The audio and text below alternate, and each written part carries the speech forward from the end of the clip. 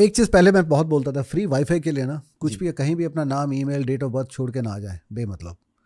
मतलब मुझे कभी लगता है कि मतलब जैसे अभी वीटी स्टेशन हुआ, चर्च के स्टेशन हुआ, वहाँ पे अगर हम कभी नंगे घूमने वाले हैं क्या? कभी नहीं ना।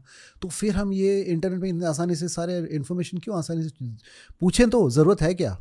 कुकीज़ आते हैं, कुकीज़ पे क्यों एक्सेप्ट करें कि उससे हमारे डेटा, एक बार पूछ लें इसकी ज़रूरत नहीं है तो ना कर दो, जब उस डेटा की ज़रूरत नहीं है। जब हम असली लाइफ में ये नहीं करेंगे नंगा घूमना, तो इंटरनेट में क्यों इतनी जल्दी नंगा हो जाते हैं? अच्छा ले लो भाई, अच्छा ओटीपी आ रहा है, आपको ओटीपी चाहिए, देते क्यों?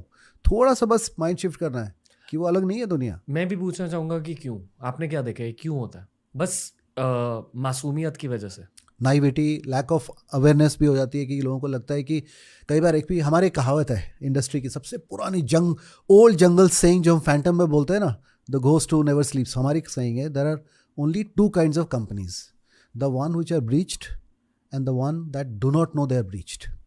दो ही तरह की कंपनी है। फिर से कहिए। सिर्फ दो तरह की कंपनीज है। The first type of companies are who are breached, the second one who actually don't know they are breached. मतलब जिनके घर में चोरी हो चुकी है और जिनको ये भी नहीं पता कि उनके घर में चोरी हो चुकी है। बस मतलब हर कंपनी पर अटैक्स हुए हैं। कई बार तो उन्हें पता ही नहीं कि अटैक हो के उनके लॉसेस भी हो चुके हैं। ये सच है। तो ये जानना भी कि अगर लॉस हुआ, कई बार ऐसा हुआ है कि 6-8 महीने तक लोग निकाल रहे हैं, आपको पता ही नहीं है आपके लॉसेस हो रहे हैं। पर कैसे? डिटेल्स में घुस के कैसे? अब पहली बात है, अगर मैं आपको एग्जांपल देता हूँ, अगर मैं, आपकी कंपनी है, आपने कंपनी चला रहे हो, आपके मैंने क्रेडेंशियल चुरा लिए आप, so I am Ranveer now, I am in your company, मैं आपकी कंपनी में घूम रहा हूँ रणवीर बन के, बट मैं रणवीर हूँ नहीं। बट सिस्टम्स देखेंगे, हाँ रणवीर तो है, अलाउ करो, उनको ये इन्फॉर्मेशन चाहिए दे दो। तो अगर एक बार क्रेडेंशियल चोरी हो जाए ना, तो फ़र्क नहीं पड़ता आप कौन हो, क्योंकि सिस्टम यही रिकग्नाइज करेगी कि ये तो लेजिटिमेट है, इसको दे दो। तो कई बार आप घूमते रहते हो, 6-6 महीने घूमते हो आराम से, किसी को पता नहीं चलता, क्योंकि लोगों को लगता है ये तो रणवीर एक्चुअली घूम रहा है। और एक एंगल जो आपको लोगों को, अभी आप पूछ रहे हो तो मुझे यार, डीप फेक की बात चल रही है। आपके व्यूअर्स को इस चीज़ का बहुत ज़्यादा ख्याल रखना चाहिए कि आर्टिफिशियल इंटेलिजेंस, स्टार्टिंग उन्होंने बात की थी, it's going to be life changing for us. अब डीप चेंज में क्या, आप अगर आपने अगर मैंने अगर आपका, I have your picture, I have your basic date of birth, all the details, I can create a deep fake of Ranveer that would almost be 99.9% accurate. Ranveer in a porno. और अभी तो एक कंट्रोवर्सी हुआ ही था किसी हीरोइन के साथ, Rashmika Mandanna, that was and that's an example of what deepfake, and that's at least is reputational damage. I could pose as you in front of your online banking and take your money because now I have your credentials, मेरे पास आपके passwords हैं। अब वो अगर biometrics देखना चाहते हैं, आई can create deep fake से बायोमेट्रिक्स, जिससे आप, मैं बिल्कुल पास होके जाऊंगा, पैसे आपके लेके आऊँगा। डीप फेक से मुझे सबसे ज़्यादा डर मुझे सिर्फ डेटा चोरी का अब ये है कि अगर उसमें एआई की टेक्नोलॉजी लगे तो लोग क्या तबाही मचा सकते हैं। जो अभी होगा, मतलब ये पॉसिबिलिटी नहीं है, ये सच्चाई है। हाँ, आई एम श्योर कि अभी भी कुछ ना कुछ तो हो रहा है दुनिया में। होता है। अब जैसे पुरानी हिंदी फिल्म में आते हैं ना, अरे मैंने तुम्हें, दो जुड़वा वाली स्टोरी होती है ना, मैंने तुम्हें वहाँ देखा था पर मैं तो था ही नहीं। अब डीप फेक में होगा, अरे तुम तो वहाँ थे, मैं तो था ही नहीं, but no, your deep fake was there. Specially celebrities पर बहुत बड़े अटैक्स हो सकते हैं, क्योंकि उनका बिल्कुल इतना ज़्यादा डेटा इन टर्म्स ऑफ, मेरे इतने सारे पॉडकास्ट अभी ऑनलाइन है, लोग मेरी आवाज़ कॉपी कर पाएंगे। सोचो आपके एक ऑल्टरनेट प्रोग्राम बने and someone is running exactly your show, completely deep fake. अगर आप एक साइबर क्रिमिनल होते तो आप मेरे पे क्या अटैक करते as a YouTuber? I could do reputational damage to your show by creating, I could replicate your show almost the same as if you are interviewing a guest, and you could get a controversial guest and make statements जिससे आपके show को damage आए ज़्यादा, जो आप नहीं करोगे। एक तो होता है कि एक टॉपिक के अंदर रहना है, you can create a lot of damage for your viewers. They might believe, अरे यार रणवीर क्या बोल रहा है, ये कैसे गेस्ट लेके आए हैं।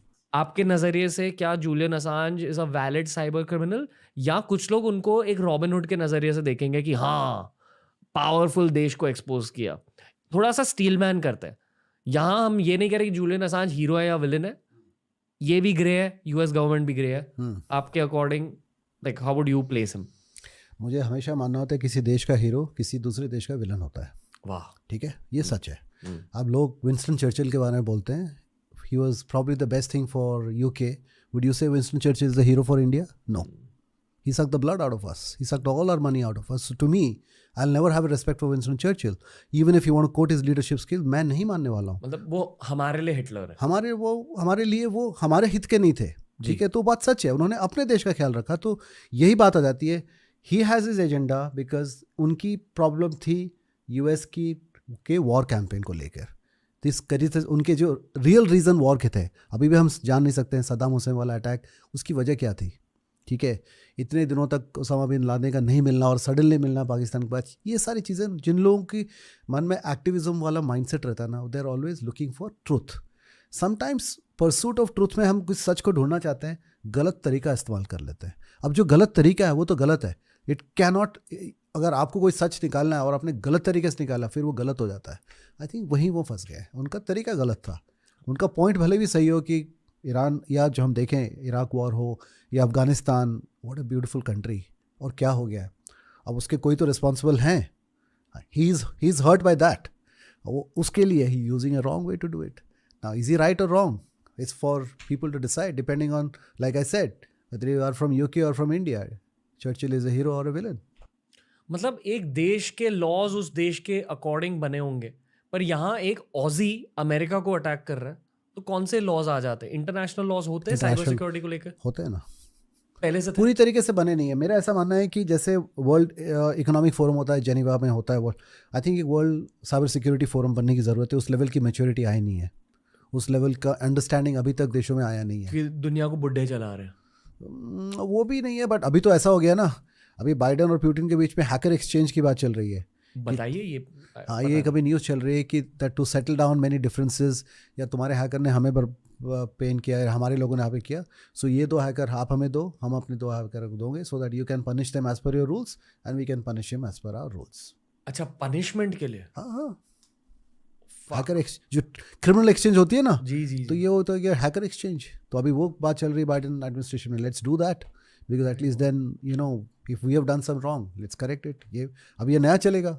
जब आपने पहले कहा तो मुझे लगा Hardik Pandya to Mumbai Indians return ऐसे कुछ है कि ये कंट्री अभी रशियन हैकर्स का यूज करेगी, पर ये एक्चुअली एक प्रिजन ओरिएंटेड एक्सचेंज है कि इनको आप ले लो. मतलब पिच किसने किया था? पर ये बायलैटरल रही है. लेकिन अब उसका अंडरलाइंग प्रॉब्लम क्या है कि पहले जो चीज़ें, मैं बोलता हूँ हमारे इंडस्ट्री में बोलते हैं स्टेट क्राफ्ट, जो एक देश की कोर टेक्नोलॉजी होती है, जो अब वो स्टेट क्राफ्ट ना धीरे धीरे लीकेज होके ट्रेड क्राफ्ट बन गया है. अब मतलब बताइए, मतलब क्या होता है? मतलब एक्सक्लूसिव टेक्नोलॉजी, जो बट हाई टेक टेक्नोलॉजी पहले सिर्फ मतलब देश के बड़े बड़े साइंटिस्ट के पास रहा करता था, वो बहुत इजीली बाहर अवेलेबल होने लगा है. अब जैसे मैंने नॉट पेटिया की बात की, उसकी जो ओरिजिन है वो यूएस में, यूएस की इंटेलिजेंस के पास एक वो 2 यूज़ करते थे अच्छे काम के लिए. जैसे कहते हैं कि कोई भी टेक्नोलॉजी जो हम यूज़ करते हैं, चाहे वो इंटरनेट हो, मोबाइल फ़ोन हो, पहले हमारे देश के साइंटिस्ट के पास और मिलिट्रीज के पास होती है. हाँ, कुछ कम लोगों के पास हुआ करती थी. अब वो इजीली अवेलेबल है. वो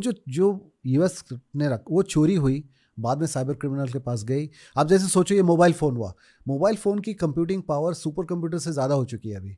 तो पहले सुपर कंप्यूटर्स कितने लोग अफोर्ड कर सकते थे? 4-5 साइंटिस्ट हुआ था, इसरो हो गया, कहीं हो गया. आज आप सुपर कंप्यूटर पॉकेट में लेके घूमते हो, तो आपके पास जो किसी के ऊपर अटैक करने की जो ताकत है ना, अपने हाथ में हो गया, जो देशों के हाथ में हुआ करता था आजकल. अब एआई जो है आपके पॉकेट में, मेरे पास चैट जीपीटी मेरे पॉकेट में है जी. ये पावर पहले कहाँ होती थी? तो उसका आप सोचो, आप उस हिसाब से सोचो आप किस प्रॉब्लम से डील कर रहे हो. Coders have honestly ruled the business world अभी for the last 30, 40, 50 years. Bill Gates, Steve Jobs के जनरेशन से पहले भी IBM, उन्हें बिजनेस वर्ल्ड को रूल किया. फिर बिल गेट्स, स्टीव जॉब्स, मतलब it's basically based in software. उसके बाद जकरबर्ग और Sam Altman, I put them in the same category. शायद फ्यूचर में भी coders will be ruling the business world. पर अब लोग कहते हैं कि अगर आप पावर शब्द को जाने तो ज़्यादा पावरफुल कौन है? एक देश की गवर्नमेंट या वो लोग जो सोशल मीडिया एल्गोरिदम्स को कंट्रोल कर रहे हैं और उसी गवर्नमेंट को देखने का नज़रिया बदल सकते हैं. ज़्यादा पावरफुल कौन हो सकता है?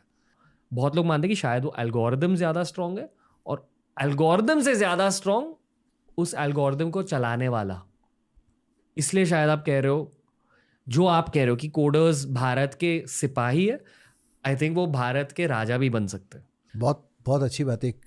It's almost poetic when I say that technology से हम अपना कंट्रोल एक मशीन को दे रहे हैं, बट वाकई में उस मशीन को दे रहे हैं या वो लोग जिस मशीन को चला रहे हैं आप उनको दे रहे हैं. ठीक है, चाहे कोई कंपनी हो चाहे गवर्नमेंट हो, मेरे हिसाब से टेक्नोलॉजी का बेसिक ऑब्जेक्टिव क्या होना चाहिए? To serve us, not the other way around. तो बहुत कंट्रीज़ हैं, आपको एग्जांपल देने की ज़रूरत नहीं है, जहाँ पे वो ऑलरेडी एआई यूज़ करके काफ़ी कुछ कंट्रोल कर रहे हैं.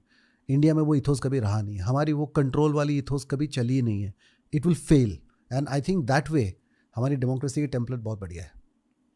कि वो आप किसी को बोलोगे कि हमारी बेसिक नेचर क्या, अगर मैं आपको बोलूँगा नहीं यार तुम्हें यही खाना है, तो बिल्कुल वही नहीं खाएंगे, हम कुछ और ही खाएंगे. हमारा वो नेचर है. I think that is the nature Y democracy prevails here. I will probably shift the problem somewhere else. Coders कई जगह पे बहुत अच्छे हैं, चाइनीज़ कोडर्स बड़े अच्छे हैं, हमारे जितने ही एफिशिएंट हैं. पोलैंड में एक बेस्ट क्वालिटी कोडर्स मिलते हैं. यस, पोलैंड इतनी सी कंट्री है, the quality of coders are amazing, the best in the world. अच्छा, best in the world. US में ऑब्वियसली कोडिंग बहुत अच्छी है. So I think the difference now is, अभी क्या हो रहा है, एआई की वजह से एक और चीज़ आ रही है जो आई थिंक व्यूअर्स को पता होना चाहिए कि कोडिंग करना भी आसान हो गया है. अब जैसे आप देखें चैट जीपीटी, उसका एक प्रोग्राम आ रहा है कोडेक्स, जिसमें आपको कोडिंग करने की ज़रूरत नहीं है. वो आपके लिए 70-80% कोड वो बना के देगा. मतलब आपको क्या सोचना है, अभी मुझे इमेजिन करना है कि मुझे क्या प्रोडक्ट बना रहा हूँ, कोड तो वैसे ही मुझे मिल जाएगा. अब मैं उसके ऊपर अब जो देश इमेजिन कर पाएगा ना बेटर, वही देश आगे बढ़ने वाला है. वाह, इमेजिनेशन इज द की. अब मैं माइक्रोसॉफ्ट की एक प्रोग्राम आती है को पायलट. अब को पायलट से आपको इस प्रोडक्ट में एक नया फीचर चाहिए जो 9 महीने लगते हैं नए प्रोडक्ट फीचर के लिए, आजकल 7 दिन में हो जाते हैं. क्यों? क्योंकि आपके पास 25 चीज़ें हैं जो आपके लिए कोड रेडी करके देंगे. और वो 80% कंप्लीटेड कोड होता है, 20% एक ह्यूमन एलिमेंट होगा जिसमें ह्यूमन इमेजिनेशन आएगा. तो अगर आप इमेजिन कर सकते हो एक फीचर आपको चाहिए जो कोई दूसरा नहीं कर सकता, वही आपके लिए अभी की है.